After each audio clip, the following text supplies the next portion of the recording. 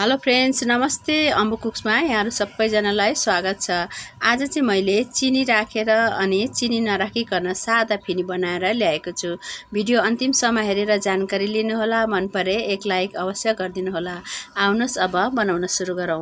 यसको लागि मैले 2 कचौरा मैदा लिदै छु। यसमा अब म यो तेल राख्दै छु। Cooking oil, sunflower oil 3 टेबलस्पुन। यसको सट्टा हामीले घिउ पनि राख्न सक्छौं साथीहरु। 3 टेबलस्पुन यो कुकिङ ओयल राखिसकेपछि अब यसलाई हामीले मज्जाले यसरी मिक्स गर्नुपर्छ। मज्जाले तेल र मैदा एकदम राम्रोसँग मुछिनुपर्छ। अनि हामीले यसरी मुठी बनाउँदा यो मैदा यसरी डल्ला पर्नुपर्छ। हेर्नुस् त, यसरी डल्ला पर्यो भने चाहिँ अब राम्रोसँग यो मुछिसक्यो भनेर हामीलाई थाहा हुन्छ। अब चाहिँ हामीले यसमा थोरै थोरै पानी राख्दै यसलाई डो बनाउनु पर्छ। डो हामीले एकदमै कडा पनि बनाउनु हुँदैन अनि गिल्लो पनि बनाउनु हुँदैन साथीहरु। रोटी खाने भन्दाखेरि अलिकति कडा मात्रै बनाउनु पर्छ। यसरी हेर्नुस् त, मैले अब यसको डो बनाइसके। यो त्यस्तो धेरै कडा पनि भएको छैन अनि गिल्लो पनि छैन। हेर्नुस् त, अब चाहिँ यसलाई हामीले छोपेर आधा घण्टासम्म रेस्ट गर्नको लागि राख्नुपर्छ। त्यतिन्जेल हामीले यहाँ घिउ र चामलको पिठोको मिश्रण बनाउनुपर्छ। यो चाहिँ चामलको पिठो हो मैले पिसेर राखेको। अब यसलाई म चाल्नीमा चाल्दै छु। हामीले चामलको पिठो खस्रो राख्नु हुँदैन साथीहरु। त्यसैले हामीले यसलाई चालेर यसरी हेर्नुस् त यतिको मिहिन बनाएर निकाल्नुपर्छ। अब म यसलाई एउटा कचौरामा राख्ने छु। यसलाई हामीले आवश्यकता अनुसार कम बेसी लिन सक्छौं साथीहरु। यहाँ चाहिँ अहिले हामीलाई 4 टीस्पुन भए पुग्छ। त्यसैले यति मैले बनाएर रेडी गरिसके। अब एउटा कचौरा लिदै छु। यो कचौरामा चाहिँ यो घिउ लिदै छु। हेर्नुस् त, घिउ हामीले 2 टेबलस्पुन लिनुपर्छ। अब सुरुमा यो घिउलाई मज्जाले यसरी मिक्स गर्नुपर्छ। यो पहेँलो घिउ यसरी मज्जाले फिर्दै जाँदाखेरि सेतो भएर आउँछ। हेर्नुस् त, बिस्तारै बिस्तारै यसको कलर चेन्ज हुँदै जान्छ। यसरी बनाएको मिश्रणलाई साँठो भनिन्छ साथीहरु नेपालीमा। अब हेर्नुस् त, यो कति सेतो भइसकेको छ। यतिको भइसकेपछि चाहिँ अब हामीले यो चामलको पिठो अहिले जुन चालेर निकालेको बिस्तारै बिस्तारै राख्दै यसलाई पनि यसरी नै मिक्स गर्दै जानुपर्छ। यसरी मज्जाले मिक्स गर्दै थोरै थोरै गर्दै राख्नुपर्छ। यहाँ मैले सानो टीस्पुन लिएको छु। 2 टीस्पुन भइसक्यो। यसलाई पनि अब मज्जाले यसरी मिक्स गर्नुपर्छ। अनि मिक्स गर्दै फेरि थोरै थोरै गर्दै यो पिठो राख्दै मिक्स गर्दै गर्नुपर्छ। यो मिश्रण चाहिँ हामीले एकदमै पातलो पनि बनाउनु हुँदैन, बेल्दाखेरि निस्किन्छ, अनि बाक्लो पनि बनाउनु हुँदैन साथीहरु। एकदम ठिक्कको म अहिले देखाउँछु तपाईलाई। त्यही अनुसार हामीले यसको मिश्रण बनाउनु पर्छ। यो 4 टीस्पुन मैले यहाँ राखिसके। अब यो सबैलाई फेरि यसरी मज्जाले मिक्स गर्नुपर्छ। हेर्नुस् त, यतिको यसको कलर पनि मज्जाले चेन्ज भइसकेको छ। यतिको भयो भने अब यो मिश्रण चाहिँ एकदमै राम्रोसँग तयार भइसक्यो। ल हेर्नुस् त, अब यसलाई म साइडमा राख्छु। अनि यो मैदा मुछेको आधा घण्टा भइसक्यो। अब यसलाई हामीले एकछिन मुछेर अनि यसको सानो सानो गरेर डल्ला बनाउनु पर्छ। सुरुमा हातले चुडाएर डल्ला बनाउँदा पनि हुन्छ साथीहरु। यसरी छुरीले काट्दाखेरि एकदमै सजिलोसँग काटिन्छ। त्यसैले मैले यो छुरीले काटेर बनाउँदै छु। ल हेर्नुस् त, यसरी मैले सबै डल्लाहरू बनाइसके। अब दुई साइडको सानो सानोलाई मैले एकै ठाउँ बनाएर एउटा डल्ला बनाएको छु अनि बाँकी सबै एउटै साइजको डल्ला भएको छ। अब म एउटा डल्लालाई चाहिँ लिएर बेल्ने छु, अरूलाई म छोपेर राख्दै छु। बेल्नु पहिला हामीले यसरी मज्जाले यसलाई चिल्लो बनाउनु पर्छ। अनि यसरी तेल अलिकति राखेर यसलाई बेल्यौं भने यो टाँसिँदैन, अथवा हामीले आटा मैदा राखेर पनि बेल्न सक्छौं साथीहरु। अब यसलाई हामीले बिस्तारै बिस्तारै बेल्नुपर्छ, एकदमै पातलो गरेर। जति सक्दो हामीले यसलाई पातलो बेल्ने कोसिस गर्नुपर्छ साथीहरु, किनभने यो जति धेरै पातलो हुन्छ त्यति नै क्रिस्पी हुन्छ। यो अब एकदम पातलो गरेर यत्रो बनाइसके मैले। हेर्नुस् त, अब चाहिँ यसलाई म निकालेर एउटा प्लेटमा राख्छु अनि अर्को डल्लालाई पनि त्यसरी नै म बेल्ने छु। अब यसलाई पनि मज्जाले चिल्लो बनाएर बेल्नुपर्छ। अलिकति तेल राखेर मैले बेल्दै छु। यसलाई पनि हेर्नुस् त, ठुलो मैले पातलो बेलिसके। यसलाई चाहिँ अब उठाउनु मिलेन भने यसरी घुमाउँदै बेल्नुपर्छ। अब यसलाई पनि निकालेर मैले एउटा प्लेटमा राख्दै छु। अब अर्को एउटा डल्लालाई पनि म त्यसरी नै बेलेर यहाँ हेर्नुहोस् त तयार गरिसकेँ। यो 3वटा डल्लालाई मैले रोटी बनाएर पातलो पातलो बेलिसकेँ। अब सुरुमा बेलेको चाहिँ यो अलिकति ठुलो छ साइजमा, यसलाई म यहाँ राख्दैछु। सुरुमा यसलाई मैले बेलेको थिएँ। अब यसमा चाहिँ यो हेर्नुहोस् त, यो साठो यसरी राख्नुपर्छ चम्चाको सहायताले। अनि हातैले हामीले राख्दाखेरि चाहिँ एकदमै सजिलो हुन्छ, चम्चाले ब्रसले भन्दाखेरि पनि। त्यसैले हामीले यसरी हातले राख्यौँ भने सबैतिर मजाले यो साठो लगाउन सकिन्छ। यसरी सबैतिर लगाउनुपर्छ। सबैतिर समान रूपले पातलो लेयर बनाएर यसरी साठो राख्नुपर्छ। अनि यसको माथि अब यो अर्को एउटा मैले बेलेर राखेको रोटीलाई हेर्नुहोस् त, यसलाई यसरी राख्नुपर्छ। अनि यसको माथि पनि यसरी नै साठो राख्नुपर्छ। हातको सहायताले लाउँदाखेरि मजाले लागिन्छ सबैतिर। यसलाई पनि मैले यसरी नै लाउँदैछु। सबैतिर लागिसक्यो। अब फेरि यो अर्को रोटी, यो 3वटा मैले बेलेको थिएँ, यो तेस्रो रोटीलाई पनि मैले यो माथि राखेँ र यो साठो फेरि यसमा पनि लगाउँदैछु। हेर्नुहोस् त, सबैतिर मैले फेरि यसमा पनि लगाइसकेँ। अब चाहिँ यसलाई हामीले यो साइडबाट अगाडिको भाग हेर्नुहोस् त, यहाँबाट बिस्तारै यसरी फोल्ड गर्दै लानुपर्छ। यसलाई टाइट गरेर लानुपर्छ। त्यही लागि सुरुमा यसलाई हामीले यसरी बिस्तारै बिस्तारै फोल्ड गर्नुपर्छ। अनि दुई हातले यसरी हेर्नुहोस् त, एकदम टाइट गरेर बिस्तारै बिस्तारै यसरी प्रेस गर्दै फोल्ड गर्दै लानुपर्छ। अलिकति प्रेस गरेर हामीले लानुपर्छ यसलाई यसरी। अनि दुईचोटि यसरी प्रेस गरेपछि अब यो खोलिँदैन। अब चाहिँ हामीले यसलाई साइडबाट बिस्तारै बिस्तारै सानो सानो पिस गरेर कट गर्नुपर्छ। मैले यत्रो यत्रो कट गर्दैछु। यत्रो यत्रो पिस भएको छ हेर्नुहोस् त। अब यो सबैलाई म यता एकछिन साइडमा राख्छु अनि एउटा एउटा गरेर बेलेर बनाउने छु। यो सबै मैले राखिसकेँ। यो एउटालाई चाहिँ अब म बनाउने छु। हेर्नुहोस् त, मजाले यो पत्र बसेको छ। अब यसलाई चाहिँ हामीले स्क्वायर सेपमा बेल्नुपर्छ। सुरुमा यताबाट अनि गोलो चाहिँ बनाउनु हुँदैन, यसलाई स्क्वायर स्क्वायर बनाउँदै बेल्नुपर्छ। धेरै ठुलो बेल्नु पर्दैन साथीहरू। यसलाई अलिकति ठुलो मात्रै बनायो भने पुग्छ। हेर्नुहोस् त, यत्रो भयो भने यो एकदम तयार भइसकेको छ। अनि बिचमा यसरी दुईटा कट लगाउनुपर्छ। यसले गर्दाखेरि भित्रसम्म मजाले तेल पस्छ अनि मजाले फ्राई हुन्छ। यसलाई मैले एउटा प्लेटमा राखिसकेँ। अर्को पनि यसरी नै म बेल्दै सुरुमा सबै तयार गरेर राख्नेछु। यसरी हामीले कट लाउनुपर्छ। हेर्नुहोस् त, थोरै थोरै यसलाई पनि म राख्नेछु। अनि सबै यसरी नै म डल्लाहरू बेलेर तयार गर्नेछु सुरुमा। अनि चाहिँ म यहाँ कराई बसाएर तेल तताउने छु। लो टु मिडियम फ्लेममा तेल हल्का तातिएपछि हामीले यसलाई राखिदिनुपर्छ। तेल धेरै तातो गरेर हामीले राख्नु हुँदैन, किनभने फिनीको बाहिरी भाग डढ्छ। फिनी चाहिँ हामीले सेतो नै निकाल्नुपर्छ, तर मजाले पाकिसकेको हुन्छ। त्यसैले हामीले तेललाई एकदम हाई हिट गर्नु हुँदैन साथीहरू। हामीले तेलले यसरी छर्किँदै माथिल्लो भागलाई पनि पकाउँदै जानुपर्छ साथीहरू।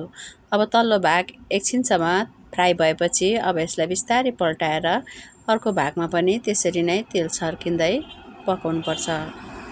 यसरी लो टु मिडियम फ्लेममा हामीले फिनीलाई फ्राई गर्दाखेरि फिनीको भित्रभित्र पत्र पत्रसम्म मजाले तेल पस्छ अनि मजाले यो क्रिस्पी हुन्छ। अब यो चाहिँ हेर्नुहोस् त, यसरी पाकेर तयार भइसक्यो। मजाले तेल तारेर यसरी हामीले यसलाई निकाल्नुपर्छ।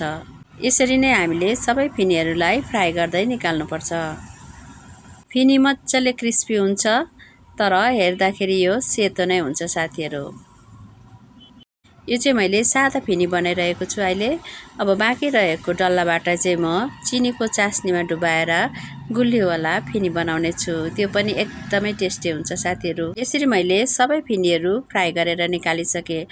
अब यो बाँकी रहेको डल्लाहरूलाई पनि त्यसरी नै हामीले सुरुमा बेल्नुपर्छ।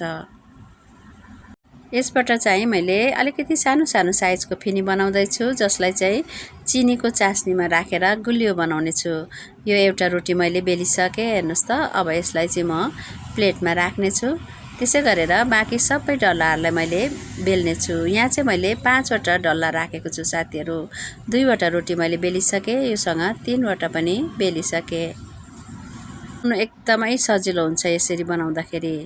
4वटा पनि मैले हेर्नुहोस् त बेलिसकेँ। सबै पातलो पातलो गरेर बेलेको छु। यो चाहिँ लास्ट अलिकति ठुलो डल्ला छ साथीहरू, अन्तिम 5वटा हो। यसलाई चाहिँ अलिकति ठुलो डल्ला राखेको छु। अब यसलाई अरू भन्दाखेरि अलिकति ठुलो बेल्नेछु।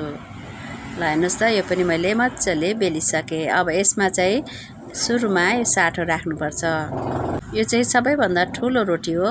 यसलाई चाहिँ सुरुमा हामीले यसरी ओछ्याएर यसरी मजाले साटो लगाउनुपर्छ। अनि यसको माथिल्लो भागमा अलिकति छोड्नुपर्छ, जहाँ चाहिँ हामीले यहाँनिर यसको माथितिर यसमा चाहिँ हामीले साटो लगाउनु हुँदैन। अरू सबैतिर भागमा साटो लगाएर अघिको जस्तै गरेर मजाले एक लेयर गरेर राख्नुपर्छ। अब यसको माथि अर्को रोटीलाई यसरी राख्नुपर्छ। अघिको जस्तै गरेर हामीले सबै रोटीहरूलाई एउटा एउटा गर्दै राखेर माथिबाट साटो लगाइदिनुपर्छ मजाले। यसरी यसको पनि चारैतिर साटो लगाइसकेपछि अब फेरि यसको माथि यो अर्को रोटी राख्नुपर्छ। यसको माथि पनि त्यसै गरेर मजाले यो मिक्सरलाई लगाइदिनुपर्छ। यसको माथि पनि फेरि अर्को यो रोटीलाई राखिदिनुपर्छ। अनि यसको माथि पनि यसरी नै साटो मजाले लगाइदिनुपर्छ। पनि मजाले लगाइसकेँ। अब फेरि यसको माथि अर्को रोटीलाई यसरी राखिदिनुपर्छ। अनि यसको माथि पनि मजाले यसरी नै साटोको लेप लगाइदिनुपर्छ। अनि 5वटा अब यसरी रोटीलाई एकैचोटि यसरी हेर्नुहोस् त साइडबाट बिस्तारै बिस्तारै फोल्ड गर्दै लानुपर्छ।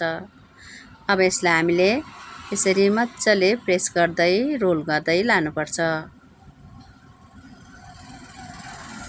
हल्का हल्का प्रेस गर्दै यसलाई रोल बनाउनुपर्छ। यसरी बनाएको 5वटा रोटीको एकदमै राम्रो पत्र बनिन्छ साथीहरू फिनीमा। यसको माथिल्लो भाग चाहिँ अलिकति यसरी पानी राखिदिनुपर्छ, जहाँ चाहिँ हामीले साटो लगाएको छैनौँ। अब यसलाई यसरी नै फोल्ड गर्दै लानुपर्छ। अनि त्यो माथिल्लो भागमा जुन चाहिँ पानी लगाएको छ त्यसले चाहिँ यो टाँसिन्छ।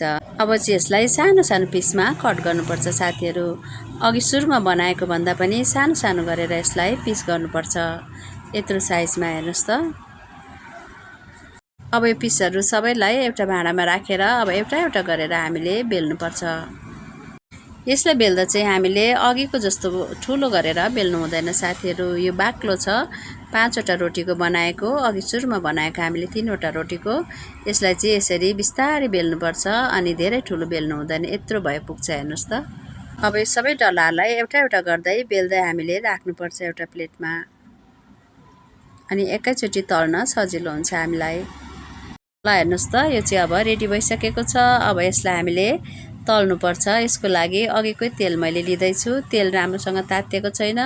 हामीले यसलाई फ्राई गर्दाखेरि तेल राम्रोसँग नताति नै राख्नुपर्छ साथीहरू। तेल मनतातो हुँदैन, यसलाई हामीले राख्नुपर्छ। अनि लो फ्लेममा नै हामीले यसलाई फ्राई गर्नुपर्छ साथीहरू। यसो गर्नाले यसको भित्रसम्म मजाले फ्राई हुन्छ अनि यो एकदमै क्रिस्पी बन्छ। दुईतिर नै बिस्तारै बिस्तारै फर्काउँदै यसलाई मजाले फ्राई गर्नुपर्छ, तर यसलाई रातो हुन भने दिनु हुँदैन। अब यतिकोमै हेर्नुहोस् त यसको पत्र पत्र मजाले छुट्टिसकेको छ। अब यो पाकिसक्यो। यसको हामीले तेल यसरी निथर्दै निकाल्नुपर्छ। यो सबै अब मजाले फ्राई भइसकेको छ। म यसलाई निकाल्दैछु। यसरी नै सबै फिनीहरूलाई हामीले बिस्तारै बिस्तारै तल्दै निकाल्नुपर्छ। अब अर्को ब्याच पनि म यसरी नै राख्दैछु अनि बिस्तारै बिस्तारै लो फ्लेममा फ्राई गरेर एकदमै क्रिस्पी बनाएर निकाल्दैछु। हेर्नुहोस् त यसरी यो फिनीलाई चाहिँ मैले चिनीको चास्नीमा राख्दैछु। त्यसैले अब यो कराई निकाल्दैछु, अर्को कराई बसाउँदैछु। यसमा चाहिँ म चिनी राख्दैछु 2 कचौरा अनि यो 1 कचौरा पानी।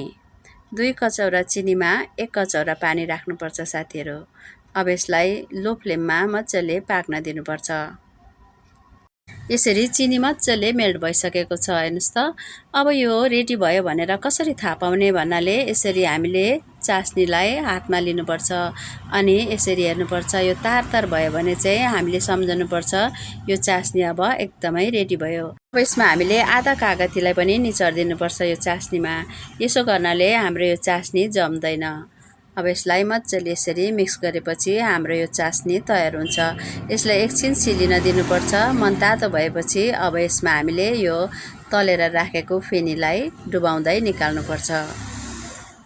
यसरी एउटा एउटा गर्दै राख्नुपर्छ अनि पल्टाएर अर्कोतिर पनि चास्नी पसेपछि हामीले यसलाई धेरै बेर राख्नु हुँदैन साथीहरू। यसरी पल्टाइदिनुपर्छ अनि सबैतिर चास्नी लाग्छ अनि यसलाई हामीले निकालिदिइहाल्नुपर्छ। यसलाई हामीले धेरै बेर चास्नीमा राख्यौँ भने यो नरम भएर जान्छ। त्यसैले हामीले यसलाई तुरुन्त निकालिहाल्नुपर्छ। त्यसै गरेर हामीले सबै फिनीलाई चास्नीमा डुबाउँदै निकाल्नुपर्छ। यसरी हाम्रो क्रन्ची गुलियो फिनी पनि बनेर तयार हुन्छ साथीहरू। यसरी हामीले एकदमै सजिलो तरिकाले एकदमै मिठो एकदमै क्रिस्पी यो फिनी बनाएर तयार गर्न सक्छौँ साथीहरू। हेर्नुहोस् त यो चाहिँ गुलियो अनि यो चाहिँ सादा फिनी एकदमै क्रिस्पी बनेको छ। सुन्नुहोस् है त।